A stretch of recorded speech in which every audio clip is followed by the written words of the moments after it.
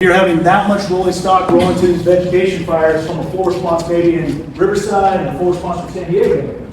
No, but it proved to be very problematic, and it's not what we intend to do to serve our communities that we protect every day when we have those resources out of the area.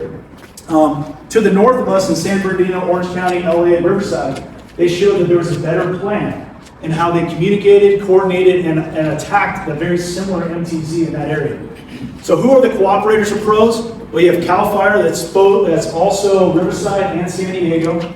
You also have South Ops as part of that as well. Orange County Fire Authority, North County Fire, Camp Pendleton, U.S. Forest Service, and Pechanga are all in this pros area nestled in it. What makes this challenging for everyone that's new to the pros is that looking on that right column, you see just as many dispatch and command centers as there are agencies responding into their fires. So you have CAL FIRE Paris and San Diego, formerly Monte Vista. You have Orange County Fire Authority, North Camp Pendleton, and then you also have CNF, Clayton National Forest. All dispatching resources into this triangulation of a common threat direct protection area. Here's that map I talked about. You can see that the aircraft line that we're talking about, so we can move that to the border of Camp Pendleton and include that into here. We'll make that adjustment, and when we finalize this pros plan, we'll make that adjustment there. But what we have here, I'm sorry, I went to the wrong one. What we have here is a triangulation of direct protection areas that proved to be very challenging for dispatch agencies and responding suppression agencies. Imagine showing up to a fire in one of these border areas with a full response from another jurisdiction, not being able to hail them, not having standard radio frequencies to be able to go unit to unit. Early on in my career, we had very similar type of incidents on this border here of Riverside and San Diego, where we have no idea that there's a full response going in. So this pros plan is to alleviate that and try to protect us from having it. This is the fire history map since the 1970s. So there is, just trying to prove to you that there is a real threat in this area that's been persistent for years and years. So the need is still present and has been there for a while.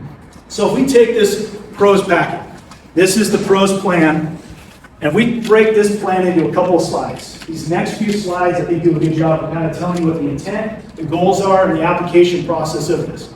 So we go through the intent. This is a plan that outlines like a clear policy to all the responding agencies in the pros area and those that are responding into the pros area that aren't part of the pros plan of how to operate and how to communicate appropriately.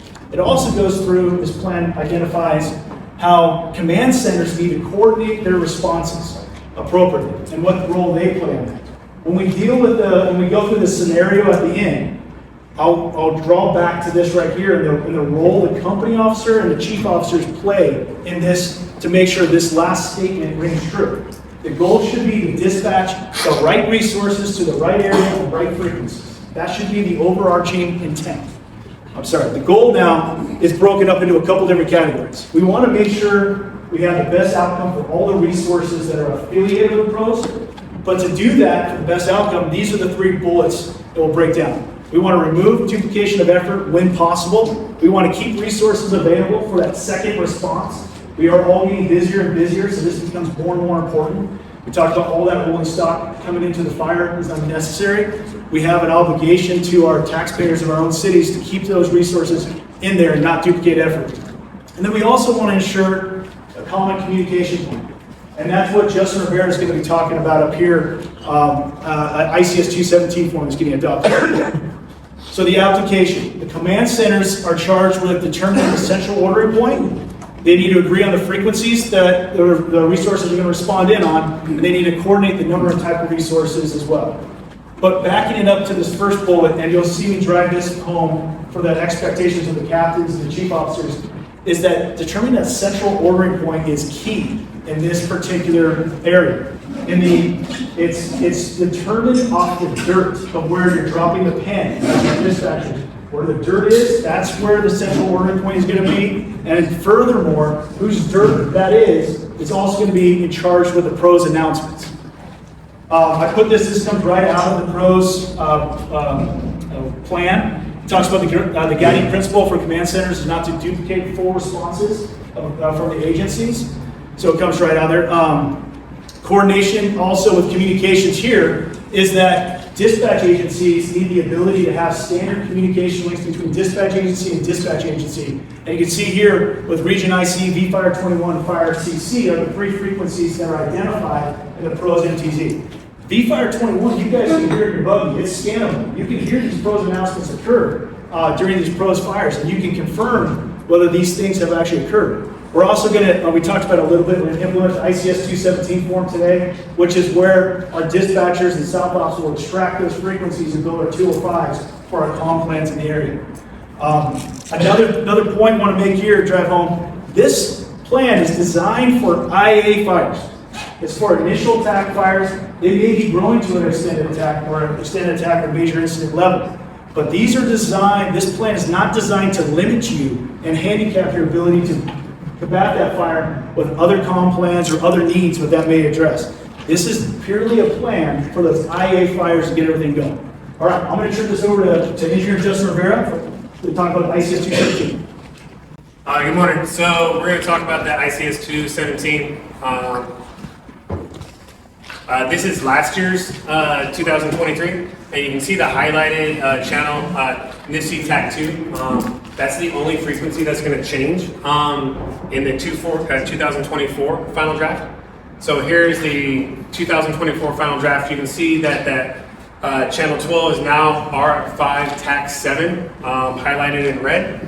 And then you can look over on this side. It's got a bunch of information here on the 217 about what tones, what frequencies are associated with those command channels and where they're at. And also we've got a couple right here that those frequencies have to be assigned by a specific person. They can't just be assigned by the dispatch. So knowing those, what's going on in there and what you have going.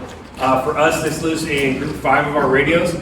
The other thing I'm going to touch on is that our fire school here at Camp Pendleton is part of the PROS, and it's our annual ground truthing of these tones and frequencies and repeaters. Something that the North Zone does as well is every month we have a VHF day, and that VHF day is so that A, we can get familiar with our radios, but B, so we can also ground truth and test these systems as well. Over the past couple years, we've actually been able to add frequencies, add tones, add repeaters, and find those holes in the communications gap so that we can better relay that back and make our system better here.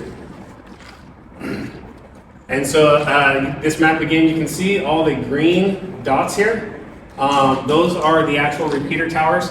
We're currently working on getting everybody's repeater towers and tones that are on those towers so we can have a MTZ map like this, and next to it, something that the North Zone has done is we've actually put what the name of the tower is, the frequencies that are off that tower, and then the tones that open up that frequency.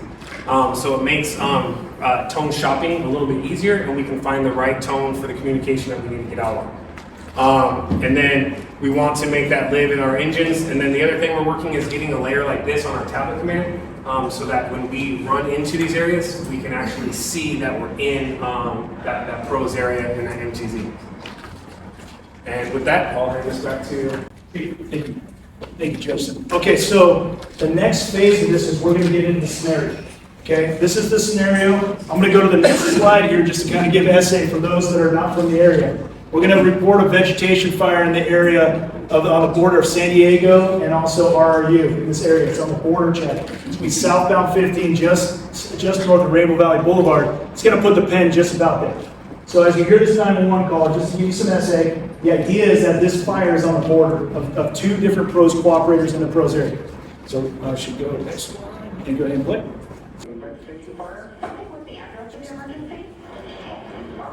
I am traveling on the 15th, and I'm heading south. I just crossed over the border checkpoint. Okay, do you know which exit that is? It looks like I'm coming up to Rainbow Valley Boulevard. Okay, and do you see flames or just smoke? I can actually see some flames in white smoke. Okay, what side of the freeway? It is on the right-hand side, so to the west. Okay, about how far from the freeway do you see it? It looks like it's about halfway up the hillside. Okay, can you tell how big the spot is? No, I can't tell. I passed it about 2 minutes ago. I'm already heading past there now. Okay. All right, we have help on the way. All right, thank you. All right, thank you, Justin, appreciate it. The next item just is pretty long. Okay, so that 911 call comes into Northcom. Northcom receives that call, and then we immediately tone out to, or communicate over to San Diego. Because I told you, whoever's dot that is, whoever pin drop that is, they're responsible for the handle of the pros, and they're the single ordering point. So that communication is dispatcher to dispatcher, they've done that. Northcom will send out a full response that actually communicates CAT through RECIP, so it's in the spirit of pros, but you got a full response going on this. What is the expectation of that company officer at that first in that's going to be going, or those subsequent first in company officers? As they're putting their boots on, they need to identify, is this fire actually in the pros area or not? By looking at your tab. You know, north of Retchie in the Fallbrook area, all the firefighters from North County Fire know that's the start of the pros area, that's the aircraft line. So, yes, it is in the pros area. The next thing you gotta ask is, are you extracting frequencies for a building your command group off the pros plan? Or are you pulling frequencies from other places? That'd be another clue. So as a captain, you toss those radios back to your firefighter or whatever your plan is.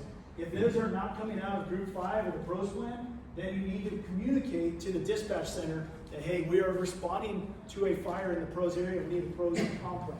Don't expect those to change right away, but that will be a change that will take place. As a chief officer, what is the expectation? You're charged with those first two as well, you see up there. But above and beyond that, as a chief officer, you're rarely first at scene of the incident. So you want to, and we'll circle back to this a couple times, has a single ordering point been established or not? You want to confirm that. Have the pros notifications been made already? And are there duplicate responses coming into this area? So this is something that you can listen to on BFire 21 and see if that's already in fact occurred. Or you can also communicate to the dispatch center saying, hey, this fire is on the board. Confirming you have done the pros announcements, and does Riverside have a full response coming? This is the expectation. Are VHF frequencies being utilized? That's also the responsibility of the chief officer as well before they get to roll. So here's what you're going to hear next. This is the dispatcher's expectations. This is the pros announcement script, new to 2024. So this is one of those documents on the scan QR codes you can take home with you. But what we're going to hear is group 2 through 4. We're going to hear this actually live. This is what the dispatchers are doing with the pros announcements in the backside while we're responding to the call. And what I was talking about has pros announcements been made. So let's go ahead and get this up and going. San Diego to all pros cooperators. This application of a reported vegetation fire in the pros area. Right. San Diego is responding to a reported vegetation fire. Descriptive location, Rainbow, Cross Street, I-15, across the Rainbow Valley Road, community, Rainbow. Comp plan for the pros response we utilize. Command net, SD2, tone 1, tactical frequencies, CDS TAC 5, CDS TAC 8, air to ground 1, Victor 135.175. First agency acknowledgement, Orange. Orange, can you repeat the location? I-15 across the Rainbow Valley Road. Orange copy. Cleveland. I'm going to move through it because I want to keep this thing going, but they can check backs on all the different resources. At that time, too, if there is a need for a response from another agency, San Diego can request, I'm requesting a response from Riverside, or I'm requesting a response from Camp Pendleton. That's another one of those checkboxes based off their needs. It's part of the script. But moving right along, now we're at scene. Company officer has arrived at scene. This is where that one point I keep on bringing up is that single ordering point happens. The company officer is charged with the reporting conditions and establishing command, no different than any other fire. But for the longest time, studying to be a company officer, chief officer, access to the fire is always why I said location. I wanted everyone to know how to get to the fire where I am. But really, to come to find out, looking up the pros plan, and this extends not just to pros, this extends to if you have NTZs, if you have LRAs, SRAs, FRAs, and you're first in. You need to identify the fire is where it's reported to be. And by doing that, you have now established a single ordering point for that fire. by doing that. If the fire is somewhere different, you would tell San Diego at this point, the fire is actually reported, this is actually north of the border track, this is going to be in Riverside.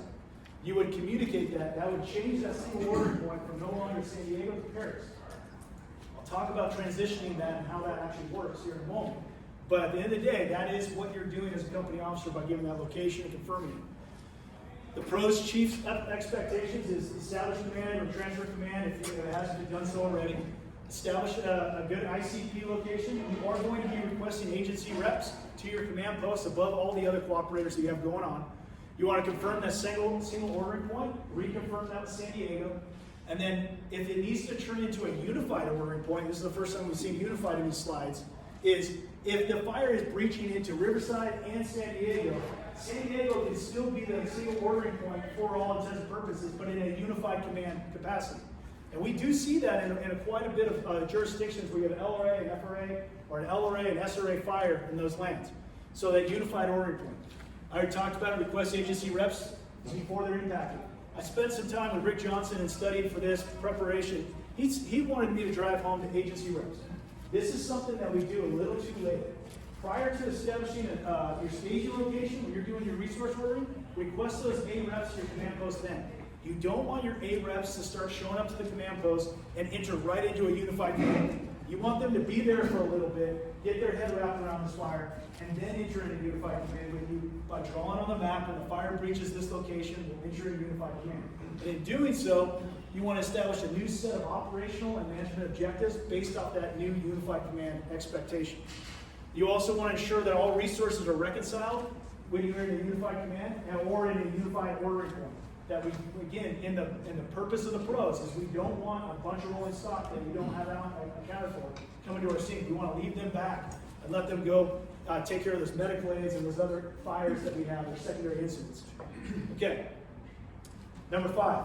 So once the chief officer has done the change order, transfer command, incident command post has been identified, that is the last point that the dispatcher should try to slide in number 5 here.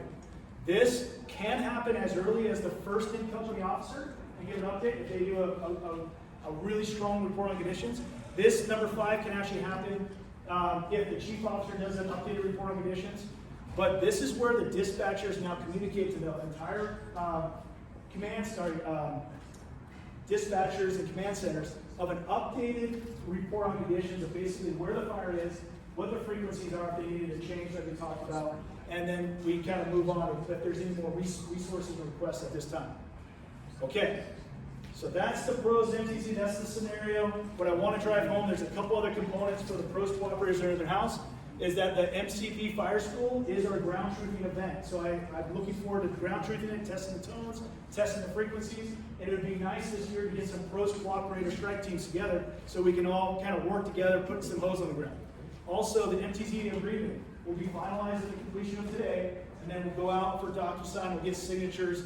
I want to say the instructions are May 1st, it goes live. So I'll be working with everyone here as a cooperator to get those signatures and best signatures from you guys. Also, VHF update, ICS 217, that's been finalized by South Ops, so that's good as gold. You can take that with you and actually build that as part of your VHF plan. Rotation schedule, Cleveland National Forest, you guys are up next as the point of contacts and running 2025. We want to volunteer to give you all these documents in an open form, as well as everything you see here today. You guys will be your Sherpas and help you out with anything we did, so we don't have to reinvent the wheel. And then the pros, one of the goals is not to duplicate efforts, so we want to give you guys everything we got. And with that being said, let's go ahead. That completes the 2024 pros update. So we'll welcome Chief Pender to the stage for the next presentation. Okay, good morning, everybody. My name is Chief Pender. I am a battalion chief with the San Marcos Fire Department. I know many of the faces in here, but not everybody. So give you a little background on what we're going over today. So Genesis Protect, new evacuation, repopulation tool that we're using here. I know in Riverside as well. I'm sure, I was, for example, speaking with Chief Reed from the Riverside unit. The Riverside folks in the room have gone pretty far in terms of where they're at with their Genesis Protect process and training. And here in San Diego County, we're doing the same thing. You may be a couple steps behind in terms of time frame, but we're all somewhat on the same path. So a lot of this stuff may be review for a lot of you, but in the event that it's new to any of you, I'm going to go to this PowerPoint. And with this was a much larger PowerPoint that I tried to pare down for the audience. So there may be some things that I missed. I'll certainly be here after the presentation for any questions you guys might have. But in any case, we'll at least talk about a few things that's coming and just a reminder for several things. So as a township of San Marcos, one of my boss, Chief Frederick, asked me to assist with the San Diego County Evacuation Committee. This started a couple years ago. We were looking at how could we improve our process in San Diego County with our regional grid system, how we evacuate and repopulate areas, and how can we bolster that up. I was asked to join that because also I am lucky enough to serve on Cal Fire Instrument Team 4 as liaison officer. So with that position, one of my functions, and one of the functions of all the liaison officers with all the Cal Fire teams, is that we coordinate the evacuation and repopulation process when we are assigned to an incident. So we're not directing it necessarily, we're coordinating. We're getting the right people in the room, and since we have law enforcement liaisons in our function, they are in direct communication with the law enforcement agencies in that county or wherever we happen to be. And as we all know, law enforcement, the sheriff for unincorporated areas, the police chiefs, they have the ultimate authority on anything related to evacuation and repopulation. Of course, they're not doing it on their own. They're communicating with the fire side, and we're working together with that. But the goal is to get everyone in the room, whether it's cooperators, utilities, for example, all the functions within the team all coming together, and we're working together to see how we can properly evacuate people, and just as importantly, if not more, repopulate people. So I've been lucky enough, not lucky to be on these horrible incidents, but lucky enough to experience a bunch of different processes throughout the state on how counties and how jurisdictions evacuate their folks and how they repopulate it. So I've seen what works, and I've seen what doesn't work, and I've seen in between. In my experience with Genesis Protect, it used to be Zone Haven, some of you might know it as Zone Haven, is that although everything is imperfect with what we do, it seems to be the most functional and most useful. So we'll go over a few slides with that, and then at the end, I'll be here for any questions that I may have missed in the presentation. So some of the objectives that we're going to go through today is just and this is specific to San Diego County. I can't necessarily speak for Riverside unit, but we are replacing our regional public safety grids with the Zone Haven process. Within that Zone Haven, just out of habit I call it Zone Haven, but with Genesis Protect, we're going to talk about the evacuation tools that's available to us, the different workflows that we have in San Diego County for evacuation and repopulation, and then the available resources. It's a short area that we'll get through. So, for us, San Diego, and I'm going to apologize for assuming that Riverside, it's the same, is that the repopulation process is going to be consistent across the whole operation area.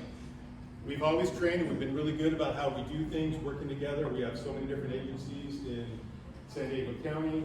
We've been really good about getting together and making sure we're training well, not only with the other fire agencies, but with OES and law enforcement agencies.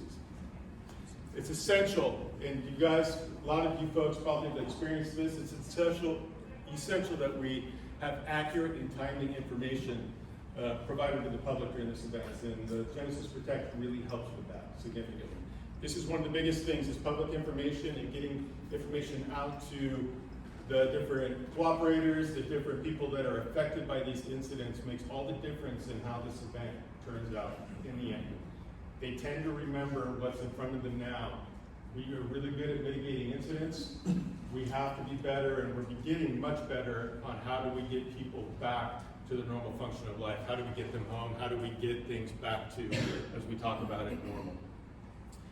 This system, Genesis Protect, provides really good real-time information updates regarding conditions, evacuation routes, shelters, all sorts of things related to what these folks are being subjected to in terms of the community. And it's getting that information out not only to them, but also to other responding agencies and to your folks that are out on the line, so they can be good stewards of the agency and making sure they're getting good information to the public. And then this just happens to be the annexes that reference that information transaction account, I and Q. So, changing the system. So we, for the last quite a few years, we have used the system on the left there, which is the Regional Public Safety Grid.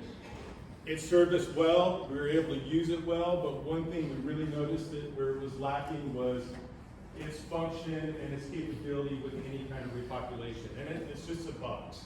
It doesn't take things into consideration such as demographics, with escape routes, with schools, all sorts of different things that the new system does. So we were a little bit pigeonholed in what we could use it for, but it served its purpose.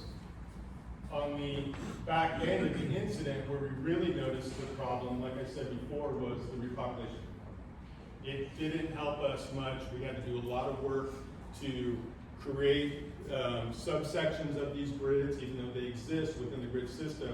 We're trying to find areas that make sense to get people home, especially if it's right on the edge of where the fire hit or whatever the incident. This is for all hazard, of course, where that happened to be. We had difficulty making it as functional as possible, and at the time, we need to have a system in place to make that as easy as possible. So then it takes us over to the right side of the screen there, which is the Genesis zones.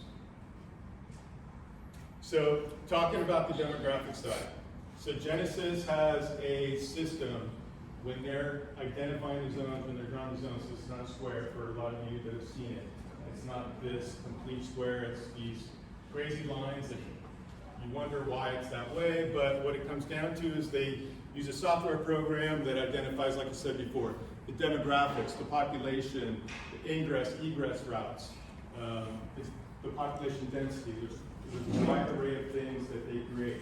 Once they do that, they push it out to the agencies that jurisdiction or those zones lie, and they ask for our feedback. We all look at it, we identify, okay, well, yes, that's accurate, but here's this problem with that area where we want to adjust the zone or split it or whatever it may be.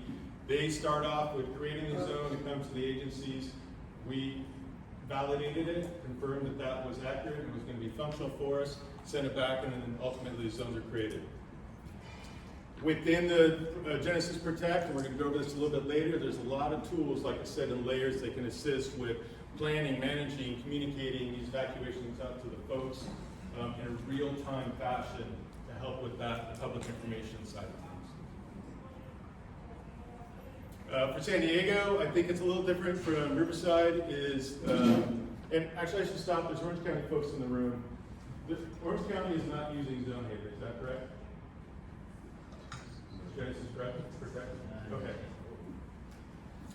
San Diego County, in terms of how these zones are identified, it's a unique 4-digit number preceded by, for San Diego, it's SDC. We went a bunch of different ways of looking at it. We were wondering if we could use the designators for agencies on their own, but it started to become a little complicated. And then we started looking at the other side of it is when we go over the public view side of this, how easy is that going to be for the public to find their zones? How are we going to simplify it the most? So we elected to just use the SDC and then that 4-digit number. And like I said, we can use those zones for identifying and communicating evacuation repopulation plans.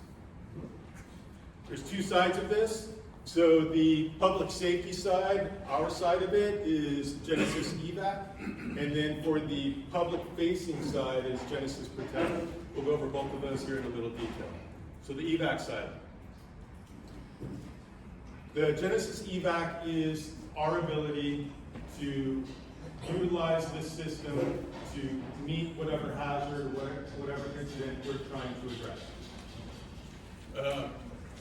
I have some examples that I'm going to bring up here in just a minute, but it allows us to communicate the zone status in real time to other agencies and to the public, like I said, and it also provides additional incident information for them, which the previous system did not allow for. We relied on the public information side to get that out to the public, like temporary evacuation points, shelter locations, traffic control points, and animal evacuation locations. On the right-hand side, so one of the big things we've seen across the state, I think we're really good about it down here in Southern California, is common terminology.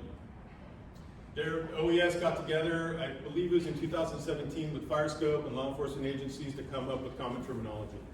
And what we came up with, and all agencies throughout the state signed on to it, was when it comes to evacuations, we're not doing code red, or we're not doing, there's a wide array of different terminology that they use out there. But it is all listed within Genesis Protect, with the exception of advisory. You'll see that's something different I'll touch on in a minute.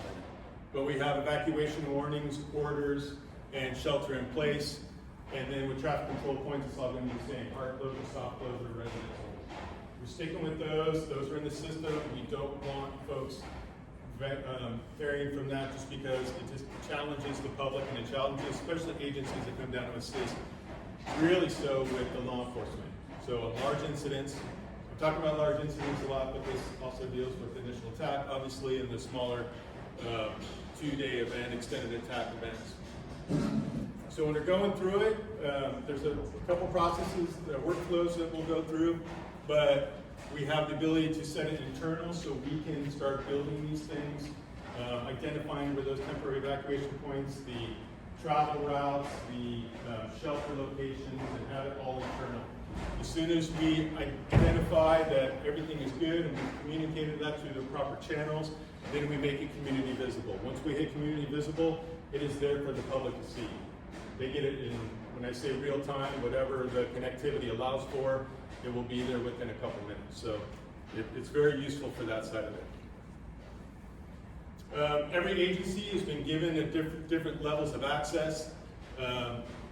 You have a variance of viewer, editor, all the way up to administrator. The administrator is someone that in your agencies that has been identified as that administrator can add users and give them the level of authorization there. So alerting an administrator, they can view and edit zones and make them community visible, not just internal.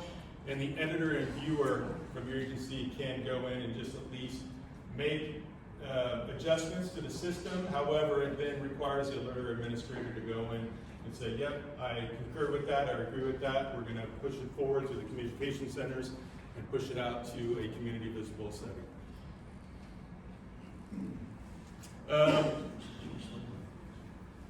There's a bunch of different functions on the evac side. For most of us, when we're on an incident, we're going to be zooming in, whether it's on an iPad or on your phone with the app, or it's much more functional, at least now with the computer. Genesis is trying to build out the system to where they have a functioning app. They're not quite there yet. When San Diego was first negotiating with them and bringing them on board, we were under the understanding that they would have that functionality, which would really benefit the law enforcement side out in the field. However, it's not quite there. So they assure us they're working on it.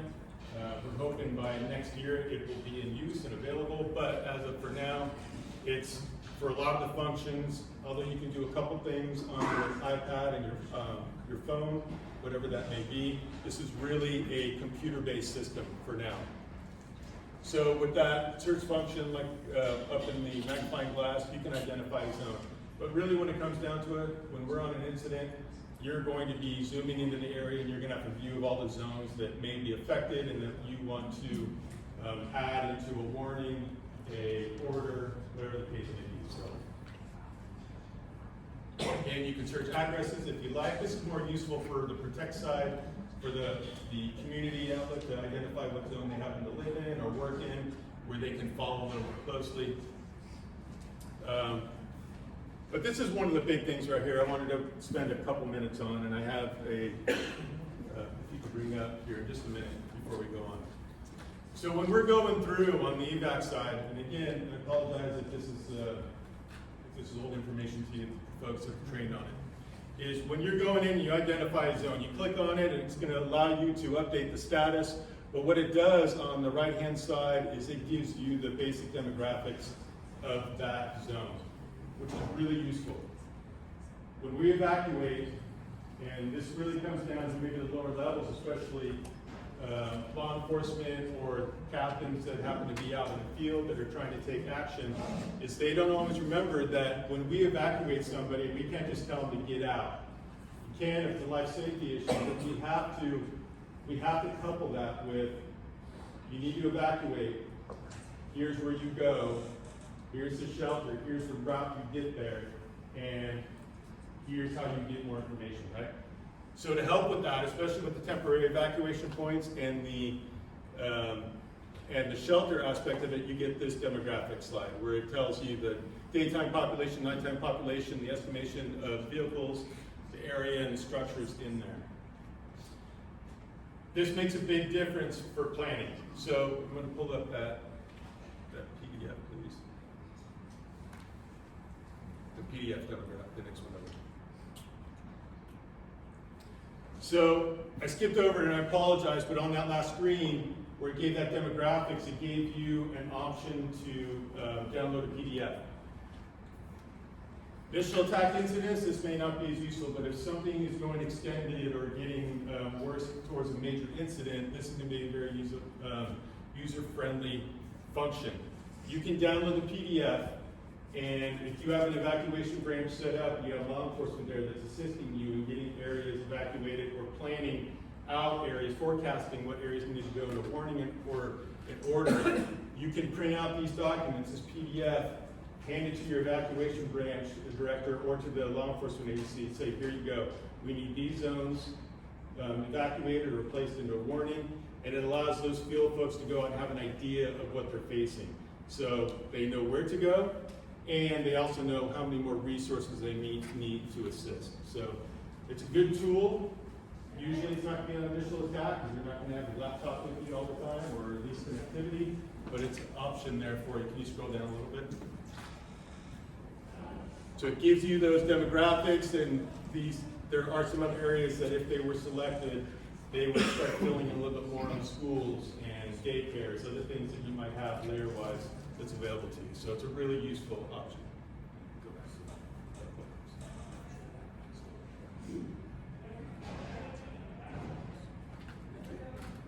So there's that download PDF booklet that I was just speaking towards. So notification, and this is San Diego specific, I'm not sure how Riverside is dealing with it, but when it comes to our workflow, this is the best case scenario. It's not always going to be the case. Like I said, connectivity is a factor in how we're able to accomplish this. So the IC or Unified Commander identifies the zones to receive notifications, whether they're warning or order. If they're going to change that zone or status within the system, again, like I said, it's a laptop for now. That's why the next workflow may be the best option this first year. They send it to internal, they contact the communication center for us, that's how our workflow goes. They validate everything, and once everything is confirmed and ready to go, they will make that community visible and those evacs go out. This is separate from like a WIA alert or Alert San Diego alert. It's got to be done in conjunction with your OES, with San Diego County OES for us. But what it does is it makes that community visible side of it, and we're going to have a pretty robust community outreach, public information event over the course of several months to let the public know that this is here. Send them to that site, they log into it, they get their address, and then once it goes community visible, they can get alerts on their phones with the app that we'll show you here in just a minute. So that's workflow option number one. That's our goal, this is what we want to get to. Option number two, even if that app is there, but if connectivity is not, the IC, the Unified Commander, identifies those zones that need to receive a notification. The folks out in the field, more likely than not, it's going to work towards the law enforcement doing this, law enforcement agencies that are out there assisting us, relaying that information to the communication center. The comm center will send that to Alert San Diego and the WIA, and then update it in Genesis Protect, and then make it community visible. The only downside of this is there is a little bit of risk with getting something wrong. If you don't communicate that 4-digit identifier, for example, correctly, or if you're not quite sure where you are on the map, this can get become a little bit challenging. You really got to make sure you vet and verify that you're placing the right zones into whatever status you need. So if it all goes well and everything's confirmed, then it still goes out to the community. This just adds a little bit of time, not too much. It's still faster than the previous process, and all functions are still available with this. It's just we're hoping to get to option number 1. So Genesis Protect, this is the public side of it. There is the ability to access this from the web, but also there is a application, the Genesis application for the public. This is going to be part of that public outreach that we push out to the folks. They can go on here. It allows community members to view the status of the zones that they currently are in, or where their home or work is, or any other area that they would like to keep tabs on. Provides information about temporary evacuation points, shelters, traffic control points. Genesis Protect, also works with Waze. So it then translates with Waze to improve flow of traffic and to let people know where they can and can't go. I haven't seen how well that works, how quickly that works, and I don't know yet. The question was asked whether that's going to move towards Google Maps or Apple Maps. I think they're still working on that, but for now, Waze is the system that Genesis Protect works with closely. For the folks, I'm going to zoom over this because we are not necessarily the public, but when it comes down to you guys talking with your community members, this is going to be an area they can go. They can search their address on that website. They can select their zone. On the app itself, you can click to follow, so it's always there and you get those alerts. And then within it, this is what they're seeing. So when you change the status of a zone, there's color coding, like I said, there's evacuation warnings and orders, and then shelter in place. Those are the common terminology that we're going to stick with. And it's red for evacuation order and yellow for a warning, as an example. Also, when they pull that up, this is the message they see. So this is that public outreach component that is vastly improving how we do it, how it's getting out to the people that need to know the information.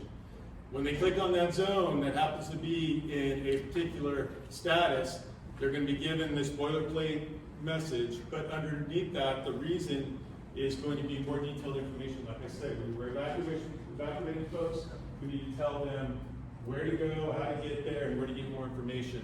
That bottom section under reason is where we can put that in. It can identify more information that we need to get to them that tends to have more options than just the WIA that's limited in characters, or the Alert San Diego that goes out and reverse 911. This gives a lot more option to what we want to get out to the public. Different layers and tools. This is something that really is going to have to be exercised with the folks. There are different layers that allow for seeing where schools are, for example, where high-risk infrastructure is, where a daycare is, so on and so forth. There's lots of things that we can bring up to help guide us in the decisions we're making on whether we need to stick with that zone or split up that zone or do whatever we need to do to be most functional. There's also another option for a hazards library. I know there's a lot of different fire simulators out there.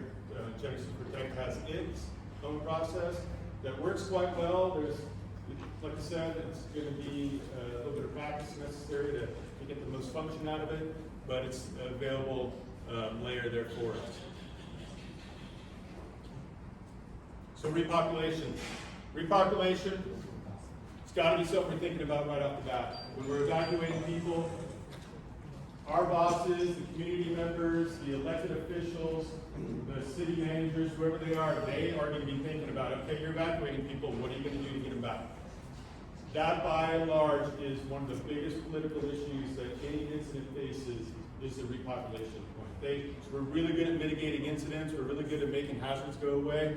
We are not as good as we could be at repopulating people. We just always have to be thinking about it. And this application really improves that process. It allows for timely forecasting and repopulating. We can look at, instead of on incidents or here in San Diego County, we would have to draw areas and come up with a plan. The areas are already drawn.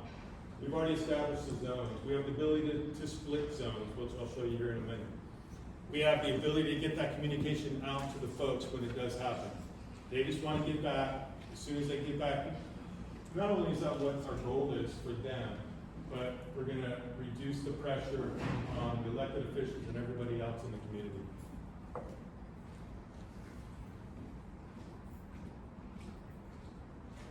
So, the repopulation side of it, again, it sets zones to internal prior to making the public, uses the split zone feature, which I think the PowerPoint will go through in just a minute, but it also allows the PIO to coordinate with all of that to get the information out that we need.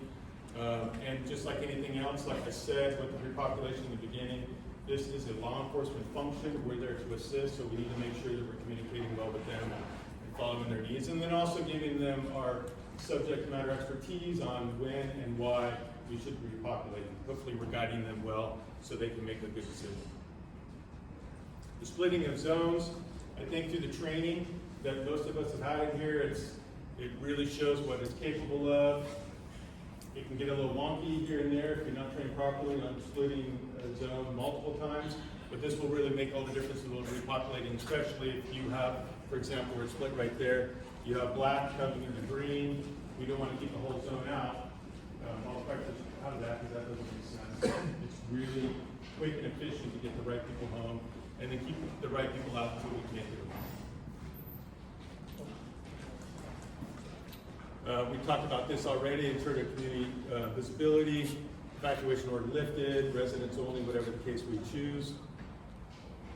And then resources. There's different resources for us, for the users, within Genesis Protect. There's a help center, there's various videos that help guide us through it. This can be a perishable skill. This can be something that we need to really work with, and it's something that we need to reinforce not only for the leaders here in the room, but all the way down to the folks that are going to be out there communicating with the public. Like I said, and I'll keep saying it, the better we can communicate with the public and the better that we can be forward-leaning to making sure that we're getting people out in a reasonable manner and also getting them home, the better we will be. This is a new system for all of us. It's going to be something that's going to have a little bit of a learning curve, but we need to train, you need to make sure you're going back to your agencies and reinforcing this. Again, it's a perishable skill. It gets to winter, things start settling down, we're going to have to revisit it a little bit. I'm jumping ahead, obviously, because we're still learning now, but please don't lose sight of that. And Genesis Protect has lots of resources to help with that, to reinforce it. And that's the presentation. So, there's three things every well then fire incident commander wants to know. Where's the fire, where's it going, and what's threatened by it? So OES has funded fires, and through that you can get that information. So it starts with an Irwin alert, a heat detection from the various satellite programs that are out there now, a 911 call, and then we'll get that in the Fusion Center. We'll use the Alert California cameras, AVL, and incident radio traffic to try and figure out where the ignition point is. We then use the San Diego UCSD supercomputer and have a modeler who will then run a model and we assess the risk. That information and the model is then disseminated via Slack, and if it's deemed to be a fire with a significant threat, we'll then launch the aircraft.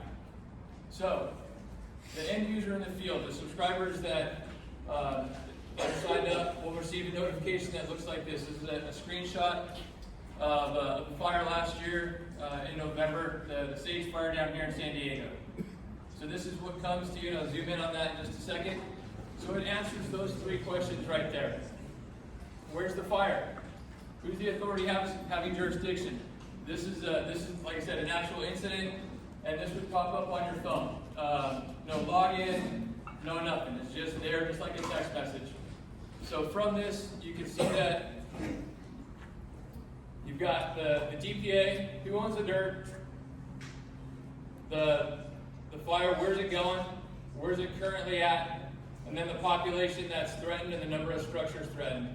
In addition to that, if there is smoke in one of the Alert California cameras, you'll get a screenshot of that, and they'll also send a link to it, so you can just press on it, and that'll come up on your phone, and you can get an idea of what's happening.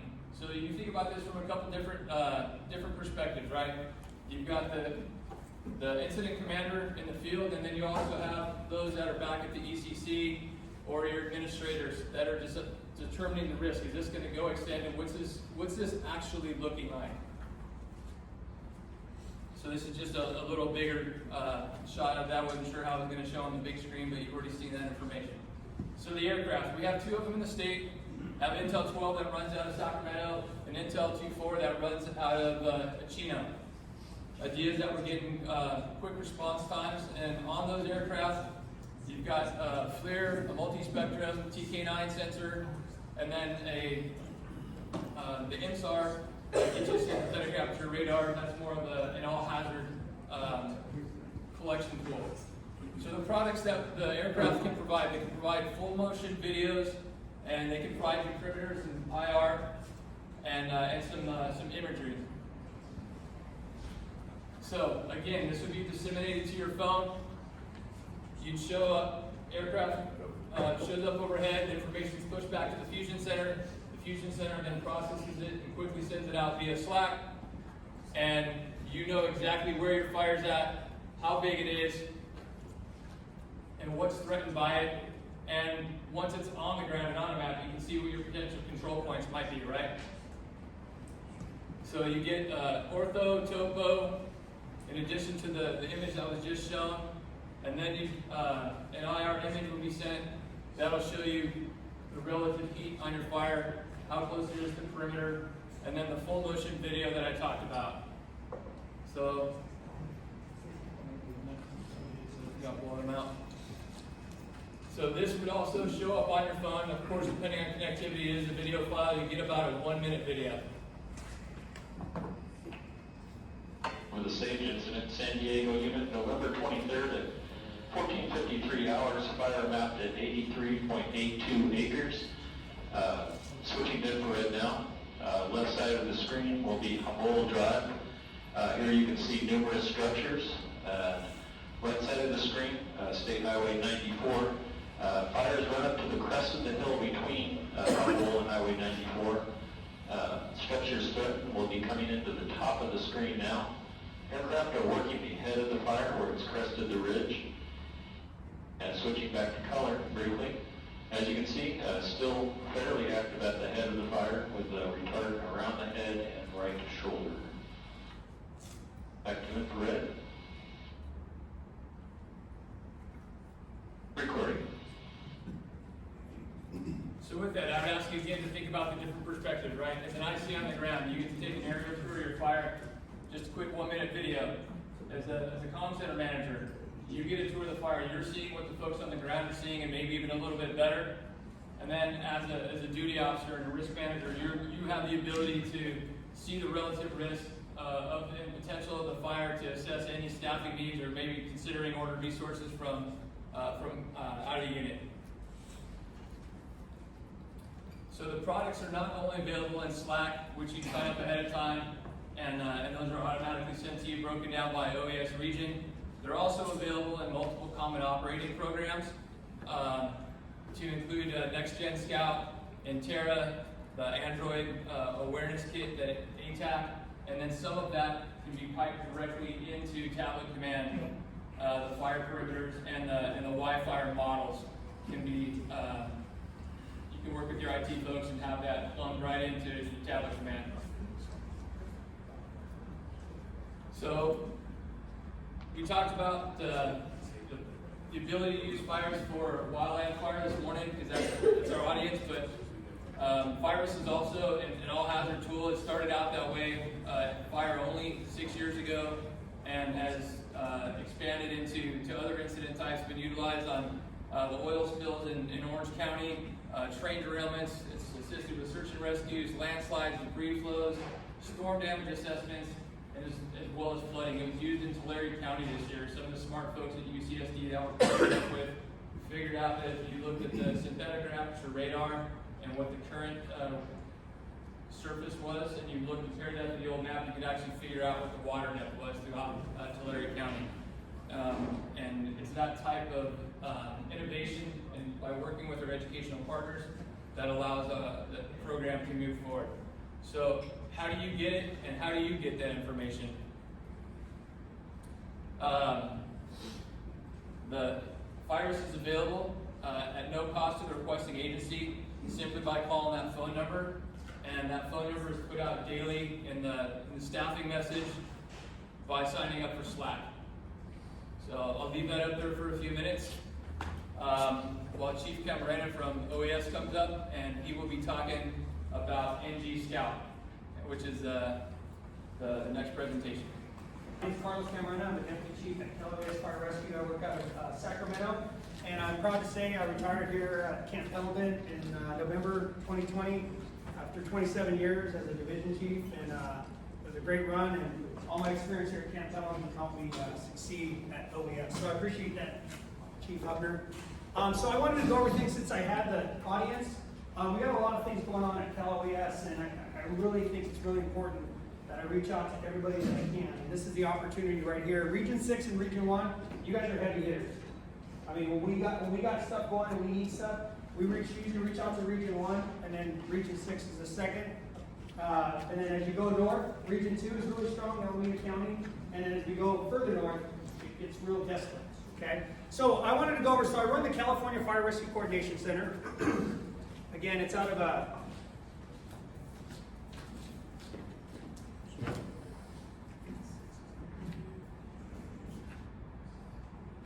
perfect.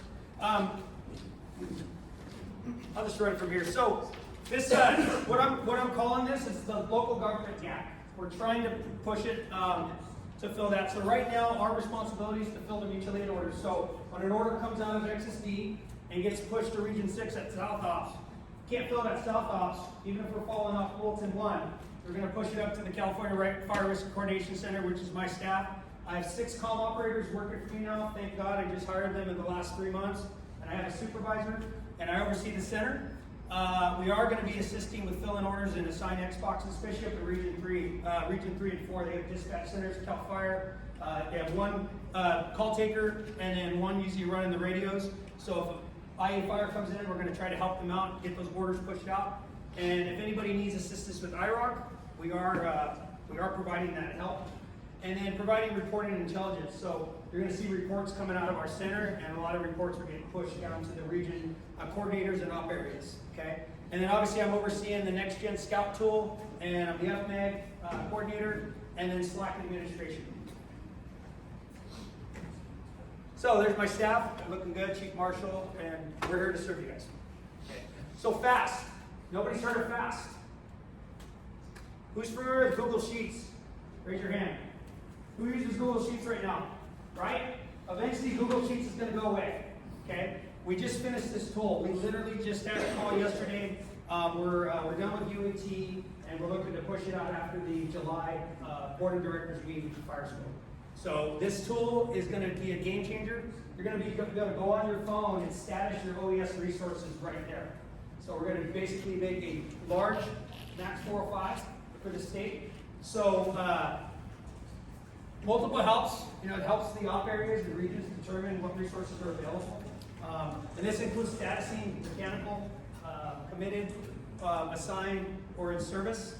And it's going to be, like I said, right off your phone. And the cool thing is, when you have a large incident, instead of trying to figure out who's available, especially at the OES level, in 2022, I think we pushed out over 6,000 orders, and multiple orders came back UTF.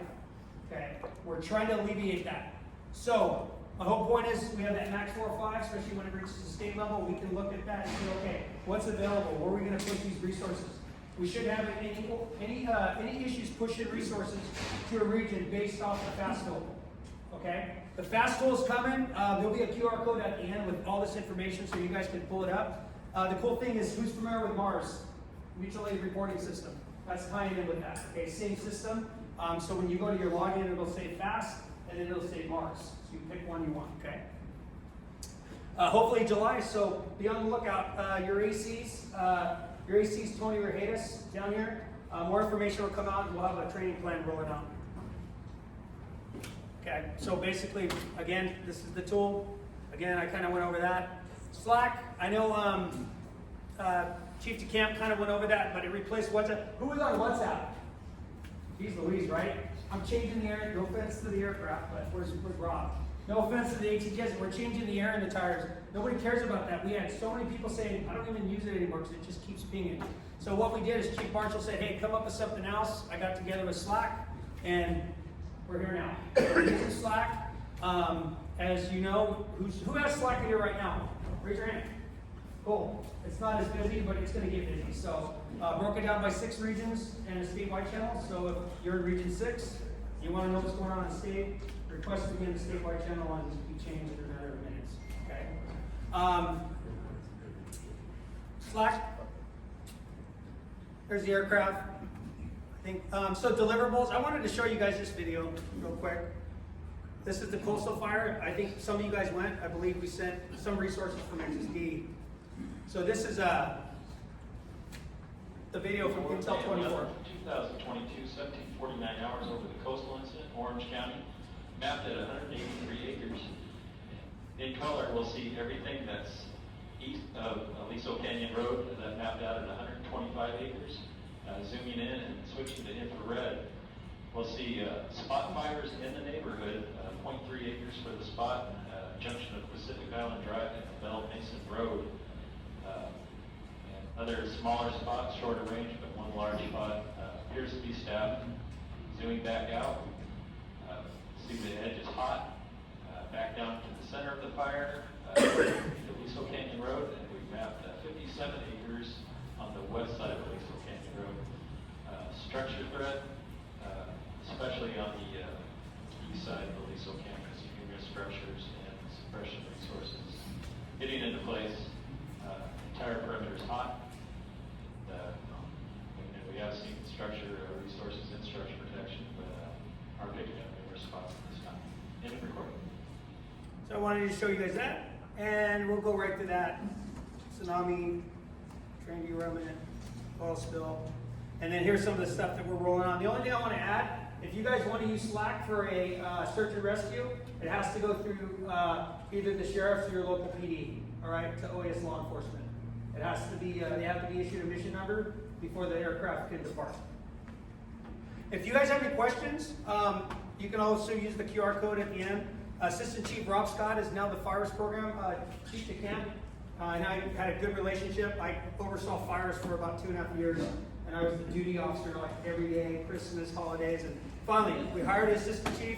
If you guys have any questions, reach out to him, and like I said, the QR code will be available at the end. So Next Generation Scout, who's familiar with Next Generation Scout here? Show of hands, anybody? Besides Rob, anybody else? Got some Templeton guys? Okay, well, it's a collaboration tool that we've created at Cal OES, and I know Cal Fire, you guys are using TA, and I work really good with Phil Salih, but we're trying to make it interoperability down the road, we'll see. But it is a collaboration and situational tool. It's available to all of you for free, so I can't stress enough, get in there, and again, QR code with a smart sheet that you can go in and get free virtual learning from our staff. We're putting on about 3 classes a week. Get on through Teams, and you can sit right at the fire station and take the class. And as soon as you're done with the class, we can give you a login. Okay. I know Orange County is a big Intera user, so if you're using Intera, you log into Intera, and then you log into Scout. They look the same. It's just different layers and sub layers of information. Okay. So what I'm doing is I'm calling this the local government COP, and then obviously you have TA, which is a lot of Cal Fire guys are using, but pick your poison, all right? So multiple layers from numerous sources, ADL, virus data, and then interoperability with Tablet Command. That's happening. I mean, they're actually working on it right now. We've been having some great meetings with them, gotten real tight with Will Pigeon from Tablet Command, and I know everybody pretty much in here is using Tablet Command, right? Did San Diego go to it? Cal Fire, are you guys going to it yet? Or I know Riverside just went to it. Anybody from San Diego? McReynolds, are you guys going to Tablet Command down here? We are on television. Oh, you are, okay. So, there's a lot of agencies, and that's the cool thing, we're gonna pull all the ABL out of Tablet Command and Scout with permission from the agency having jurisdiction. Only LA City right now is not looking to go to Tablet Command, and the city of Long Beach is not looking to go to Tablet Command. But Tablet Command, you guys all know, it's a great tool. Captain Campbell from Oceanside, him and I were talking last year about the stuff that we can do with it. So, more to follow. So, hopefully you'll see stuff coming out of that. So, training, if you want access to it, you got to take the training. Again, QR code at the end. Like I said, great tool, always in it.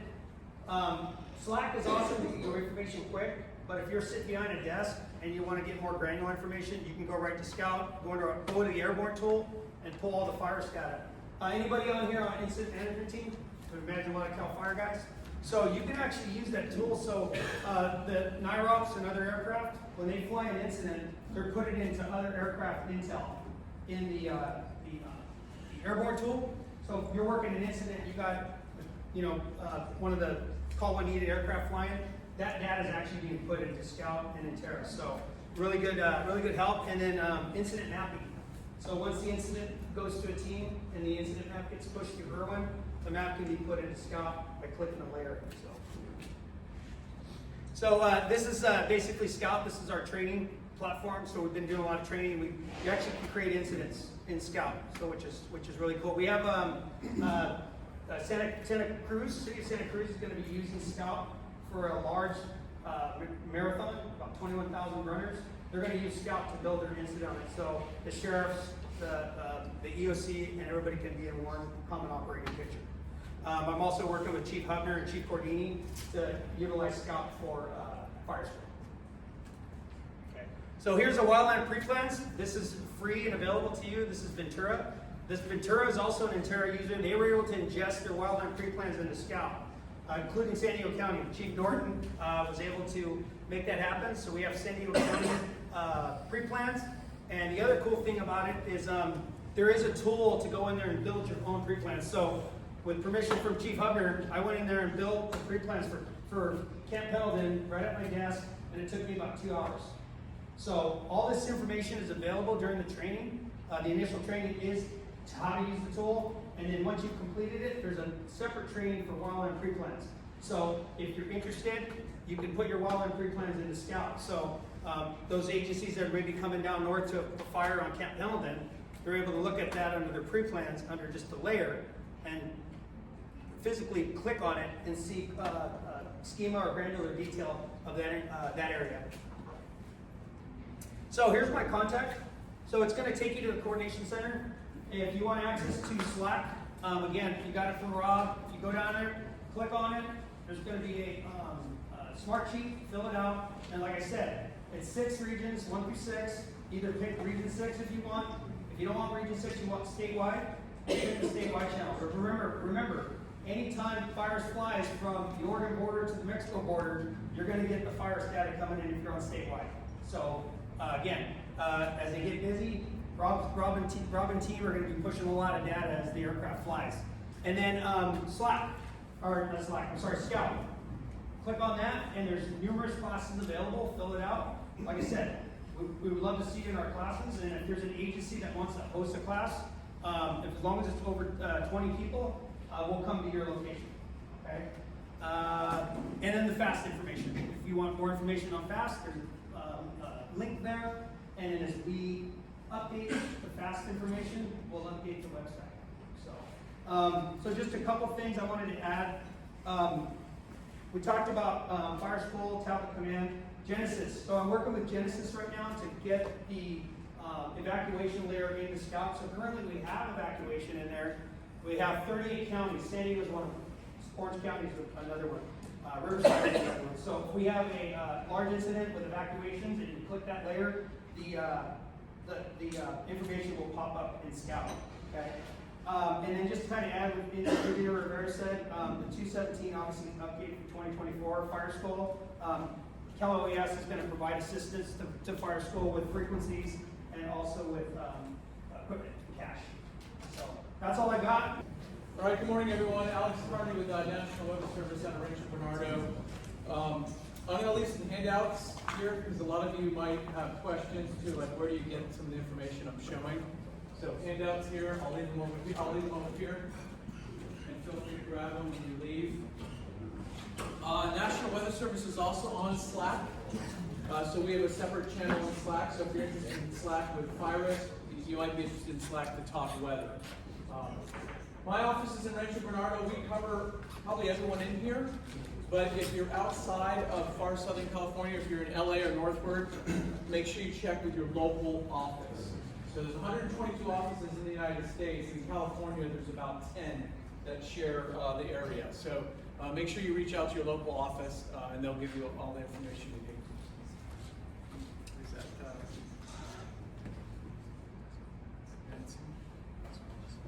that's the okay, yeah.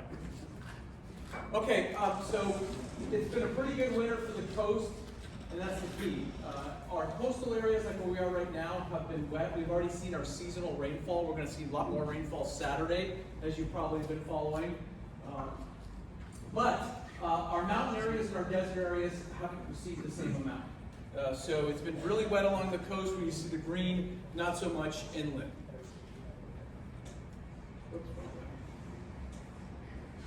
Okay, the year started off really slow, so things were looking really dry. All the way up until like mid-January. So the story of this year, unlike last year where it was wet really every single month, this year we didn't really start seeing any significant precipitation until January. And then it came down way too much, including the city of San Diego. Since then, it's really been focused on the coast. So we're kind of calling this an inverted year. Sure, the mountains and deserts have had rain and snow, but nothing like last year in the mountains. But the coast is having a fabulous year in terms of getting more rain than they really need and getting above normal conditions from Oregon all the way down to San Diego. So this year really is a story of what's going on in the coast. Here's a little better view so you can see it kind of zoomed up. Coastal areas, especially the Ventura, Santa Barbara area, but really all along the coast from Oregon to San Diego, have already seen their annual rainfall and they're above normal. And they're going to get more, obviously, on Saturday. Now, the result has been just a few atmospheric rivers. Unlike last year, we had 13 atmospheric rivers in Southern California. This year, we've only seen about 5. But they've been really effective. And they've been really focused on the coast from Santa Barbara down to San Diego. So I listed some of those atmospheric rivers on there. And it's really been an inverted year. You know, normally, if we get a lot of rain on the coast, the mountains are getting even more than even they're used to. But it hasn't been that way this year. So it's not at all like what we saw last year. And that's been the snowpack story as well. So because the mountains are basically just getting normal precipitation, the snowpack is normal. Last year, if you remember, we had record-breaking snowfall in California. More snow than we've ever seen. 2 to 3 times as much as what we had this year. So it's definitely a different year in our mountains and in our deserts. And that may affect some of our fuel conditions as well that the GAC's going to talk about. If you look on satellite, you can see the difference in the 2 years. It's not really the same. There's a lot of snow in the mountains right now, but it's normal snowfall. It's not bragging snowfall. It's not above normal. Last year was record-breaking, something we've really never seen before. If you look at the precipitation overall in our mountains, it says the same story. It's a normal year. When do we ever see like a normal year? Well, we're having it this year in our mountains, in our deserts, even though the coast has been wet. Why did the year start off so slow? The year started off a mess. The weather pattern, the jet stream that brings us storms off the Pacific here, was all over the place. It was going north, it was going south. We couldn't really buy a storm. It was looking really dismal. As a weather forecasting standpoint, it was like, oh my gosh, this El Nino is going to be a complete bust. Finally, when we got into late January, too much of a good thing, especially city of San Diego, but too much of a good thing, the jet stream just decided to get all together and just come at us at once. And we had really powerful storms late January through early February, all because of the focus of the jet stream. If you notice, the rest of the United States suffered. They were really warm, record warm, they were dry, so we benefited directly off the Pacific. So too much at once, though. If you look at late January through early March, you can really see California's been picked on. So the bottom line is it's all about this jet stream and getting activity coming off the Pacific. It's a make or break with our season, with our climate, with our snowpack, and with our fuel. So we've been in a strong El Nino.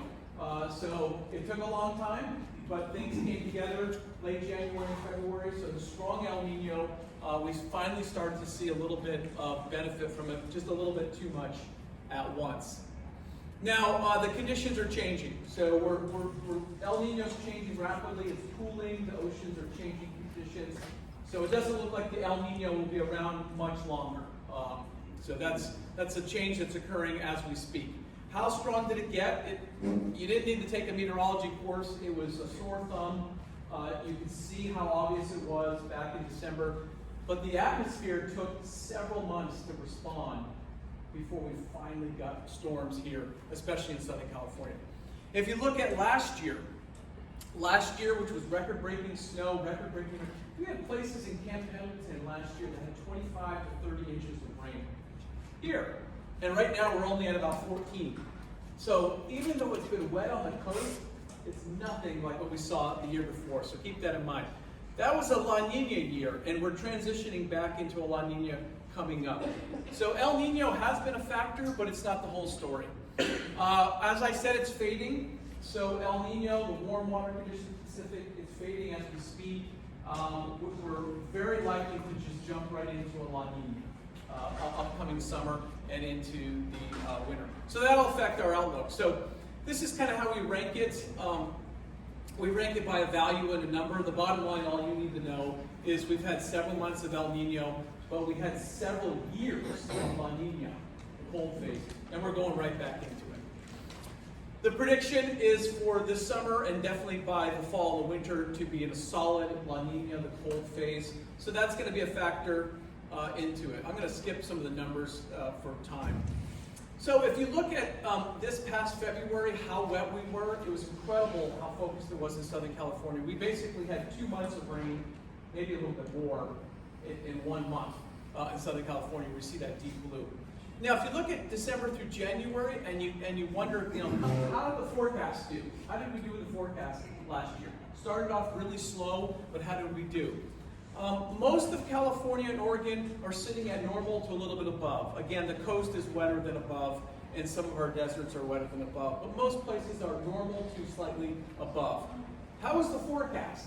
Well, we were kind of right for the wrong reason. It ended up being pretty good, but it all came at once, late January and February. It was loaded in the second half. So when we were telling everyone it's going to be a wet winter, it's going to be above normal, we were right, but it all came at once.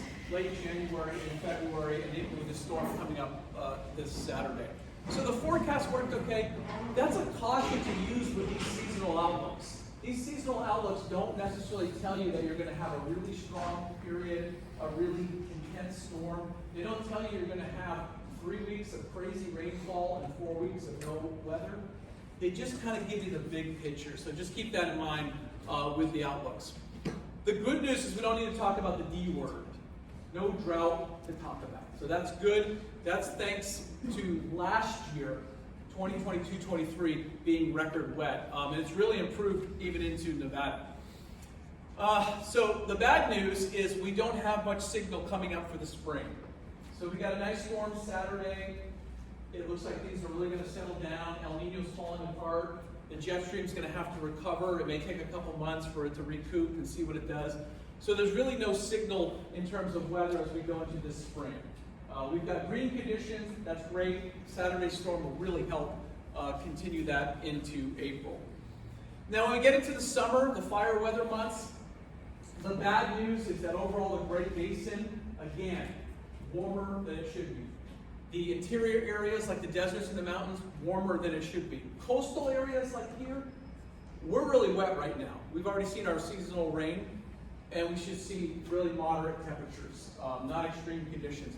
Inland areas could be a problem, and we could have a weaker monsoon than normal with the transition from El Nino to La Nina. So keep that in mind. Even though on the coast here we're in great shape, we should have a kind of normalish summer. and marine layer dominating, but inland areas, just like we saw last year, are expected to be warmer than average, more heat waves, and potentially drier conditions. And that's all I got. Here's the summary slides of the things we went over.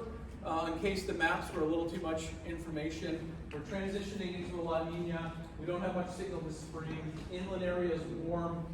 Coastal areas have had more rain compared to everywhere else in the state. So coastal conditions are good, but we still need more precipitation for our mountains and in our deserts as we go into the dry season. Don't forget, I have some handouts too. Please grab those before you leave.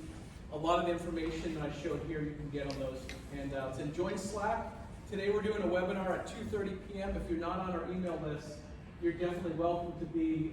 We do webinars before red flags, before Santa Ana's, before rain, before heat waves. And you're all in here welcome to be on those email lists and on those live webinars. Thank you. Good morning. My name is Matt Shamison. I'm one of the meteorologists at DAC at Riverside. And I'm going to share with you the fuels. I'm going to skip through most of this here in the beginning since Alex already covered it. He did a great job. So getting to the fuels, we're going to start with our 1,000-hour dead fuel moisture. Those take about 2 to 3 weeks to change after an event like Theater rain.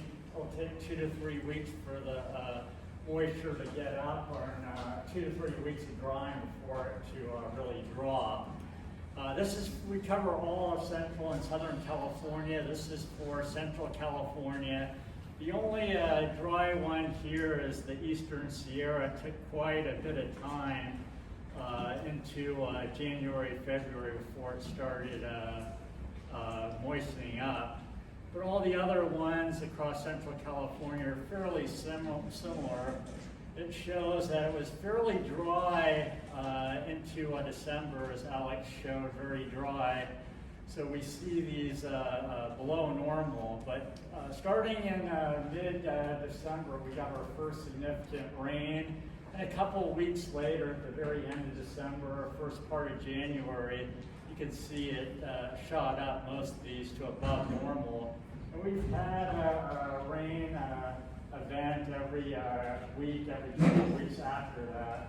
So this is every 2 to 3 weeks it changes. So they've stayed above normal for the most part here. It dropped a little bit here just recently. Since we've been dry for 2 weeks now, we haven't had any significant rainfall events. And the blue line is our current year. The gray line is average. The red line is minimums. So I'm going to go to the South Cuspia, so that's where we're at, and focus in on that one. That's this one right here. So these are new graphics. They just came out a month ago, and it's different from our old graphics. First of all, you can see it starts in December and goes through November. Our old charts went from January to December. Not sure why that changed, but there's many more breakpoints in here. The old graphics had average, the 10th percentile, and the 3rd percentile. And these have this dotted line up here is the 40th percentile, so everything above that's the 40th percentile. So you can see through the year, we're pretty moist above that 40th percentile through June. Then we start dropping off after that. The average. The next dashed line is the 20th percentile. The line after that is the 10th percentile. This is the 3rd percentile, and the bottom solid line is like the minimum. That's the lowest we've ever had. And the green line here at the very end is the forecast line, so we go a week out. They tend to be a little bit lower than what actually happens. So you can see it's forecasting this upcoming rain here for this weekend. And you can see all the other PSAs, Western Mountains, Eastern Mountains, is also a little bit drier than like the Eastern Sierra, but all the other ones are very similar.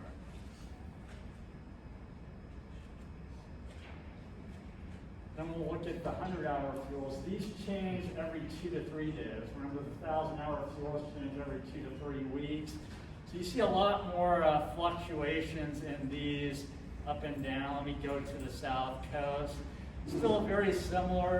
It was very dry all the way through December.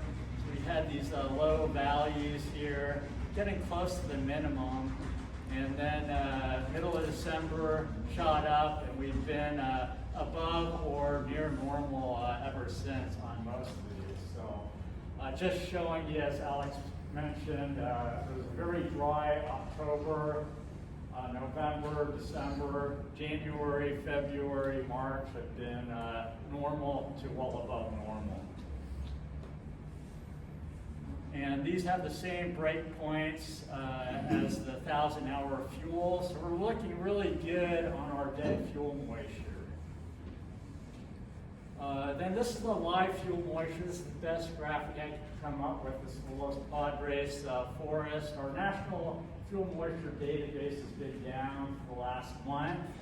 And hopefully it comes up soon as we get to FEMS, which is supposed to come out April 1st. But we still get from the forests and from the counties live fuel moisture. So currently the current year is this diagonal.